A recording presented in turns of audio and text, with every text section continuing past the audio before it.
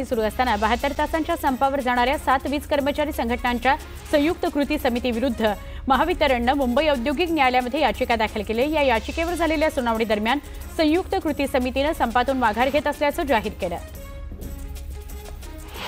मुंबईतील पहिल्या भुयारी मेट्रोचा शेवटचा टप्पा सेवेत दाखल झाल्यानंतर या सेवेला प्रवाशांची मोठी पसंती मिळते। दुसऱ्या दिवशी शुक्रवारी रात्री 9 वाजेपर्यंत या मेट्रोवरून 1,59,105 जणांनी प्रवास केला। पहिल्या टप्प्याचे पंतप्रधान नरेंद्र मोदी यांनी उद्घाटन केले। नवी मुंबई आंतरराष्ट्रीय विमानतळाला आता विस्तारीकरणाचे वेध लागले। यानुसार नवी मुंबई विमानतळ कंपनीने विमानतळाची क्षमता वाढवण्याकरता महाराष्ट्र सागर किनारा प्राधिकरणाकडे CRZ मंजुरीकरता अर्ज केला आहे। ही मंजुरी मिळाल्यानंतर खऱ्या अर्थाने या विमानतळाच्या विस्तारीकरणाला वेग येणार आहे। नवी मुंबई आंतरराष्ट्रीय विमानतळाचं उद्घाटन मोठ्या थाटामाटात झालं असलं तरी त्याचा फटका फ्लेमिंगो पक्ष्यांच्या अधिवासाला बसणार आहे। विमानतळापासून 8 ते 10 किलोमीटर अंतरावर असलेल्या आणि फ्लेमिंगो पक्ष्यांच्या अधिवासाचं मुख्य केंद्र ठरलेल्या DPS आणि इतर पाणथळ क्षेत्रांना संरक्षित करू नये अशा स्वरूपाचा सविस्तर प्रस्ताव सिडकोने राज्य सरकारला पाठवला आहे।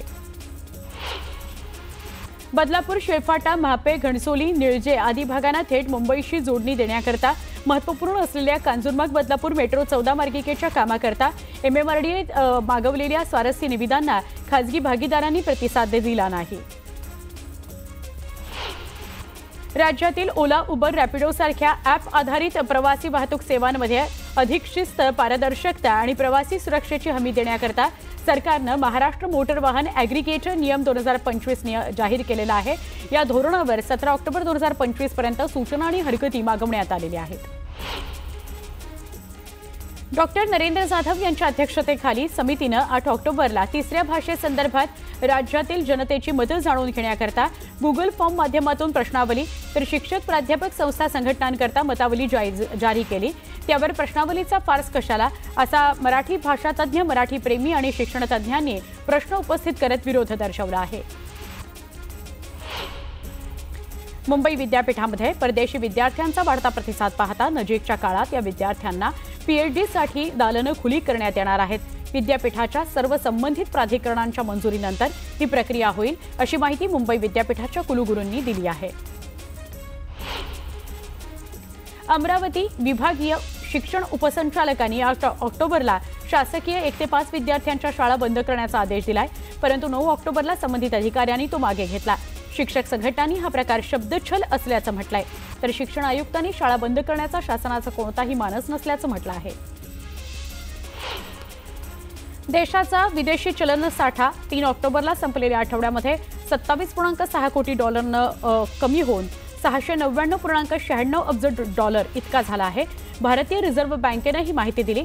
या आधीच्या आठवड्यामध्ये साठ्यात $2.33 अब्ज घट नोंदवली गेली आहे आणि तो $700.24 अब्ज आला होता। इक्विटी म्युच्युअल फंडमध्ये झालेली गुंतवणूक सप्टेंबर महिन्यामध्ये 9% घसरून 30,421 कोटी रुपये इतकी राहिली आहे। ऑगस्टमध्ये ही गुंतवणूक 33,430 कोटी रुपये तर जुलैमध्ये 42,702 कोटी रुपये होती।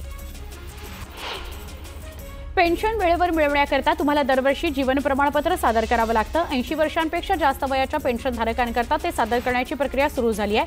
30 नोव्हेंबरपर्यंत प्रमाणपत्र सादर करू शकणार आहात। पुणे महानगर प्रदेश विकास प्राधिकरणामध्ये आता नव्याने 163 गावांचा समावेश करण्यात येणार आहे। सध्या PMRDA मध्ये 697 गावांचा समावेश करण्यात आला आहे। धनत्रयोदशी आणि दिवाळीपर्यंत शुभ संकेत म्हणून सोनं किंवा चांदी खरेदी करण्याची परंपरा आहे, पण गगनाला भिडणाऱ्या किमतींमुळे ते खरेदी करणं कठीण झालेलं आहे। त्यामुळेच लोक आता जुने दागिने नवीन दागिन्यांमध्ये कन्व्हर्ट करत आहेत। जुनं सोनं विकायचं आणि नवीन दागिने बनवायचे अशा लोकांची संख्या वाढलेली आहे। सोन्या चांदीपेक्षा प्लॅटिनम याला सर्वाधिक रिटर्न्स मिळतात।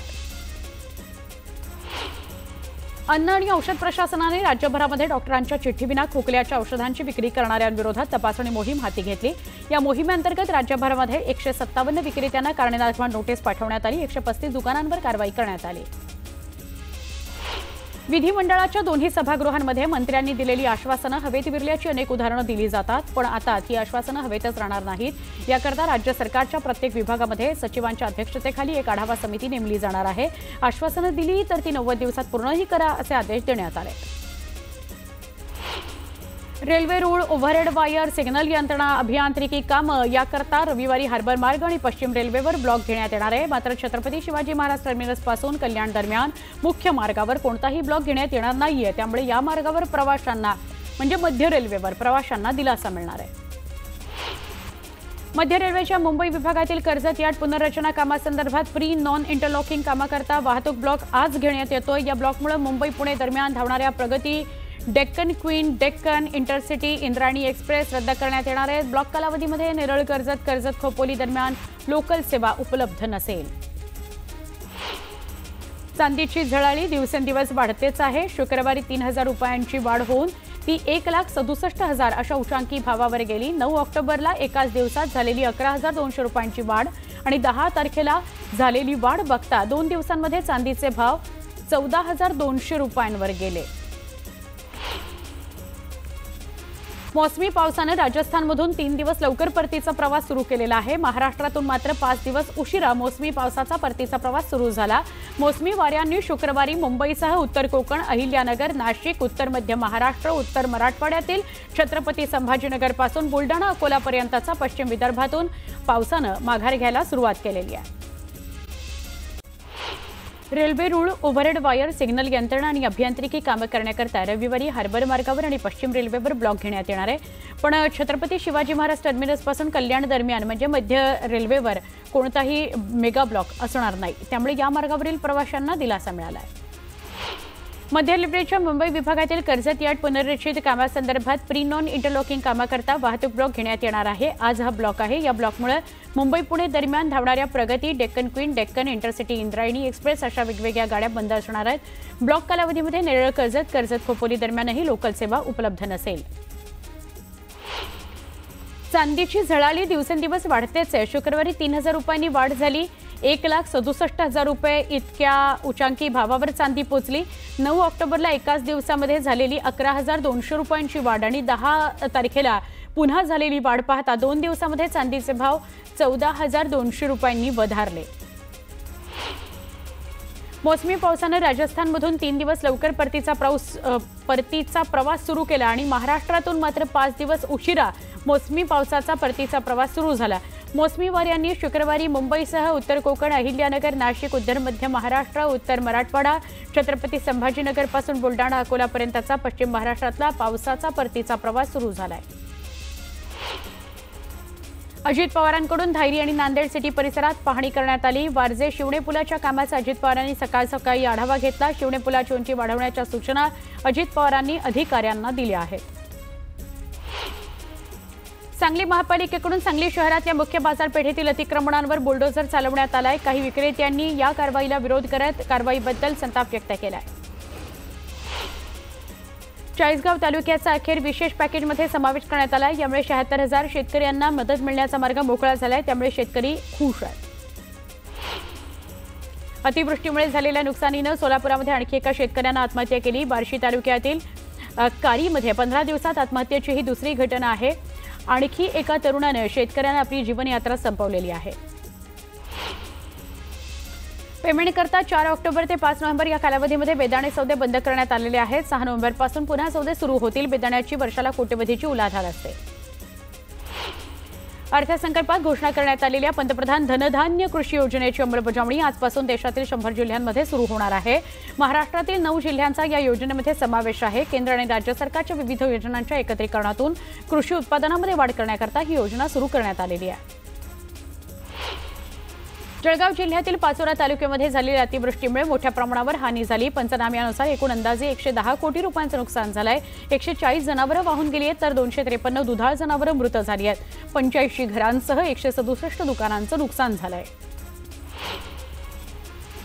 चाकणच्या कुरुळी इथं तळेगाव उरुळी बायपास रेल्वे प्रकल्पाच्या विरोधामध्ये जनआंदोलन करण्यात आलं। या आंदोलनाला खासदार डॉक्टर अमोल कोल्हे आणि आमदार बाबाजी काळे यांनी हजेरी लावली। ग्रामस्थांच्या मागणीला पाठिंबा दिला। हा प्रकल्प रद्द करून पर्यायी मार्गाचा विचार करावा अशी मागणी यावेळी या दोन्ही नेत्यांनी केली। जळगावच्या कानळदा गावामध्ये महर्षी वाल्मिकी ऋषी जयंतीनिमित्त भव्य मिरवणूक काढण्यात आली। यावेळी पालकमंत्री गुलाबराव पाटलांनी ठेका धरला। उपस्थितांचा उत्साह वाढवला।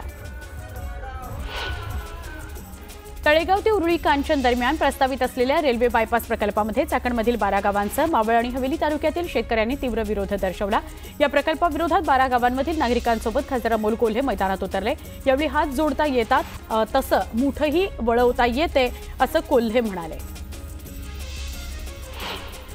सरकारने शेतकऱ्यांकरता जाहीर केलेल्या पॅकेजवर खासदार ओमराजे निंबाळकर यांनी टीका केली। पूरग्रस्तांकरता जाहीर केलेले 31,000 कोटीचे पॅकेज म्हणजे शेतकऱ्यांच्या कोपऱ्याला गूळ लावण्याचा प्रकार आहे, अशी टीका खासदार ओमराजे निंबाळकर यांनी केली।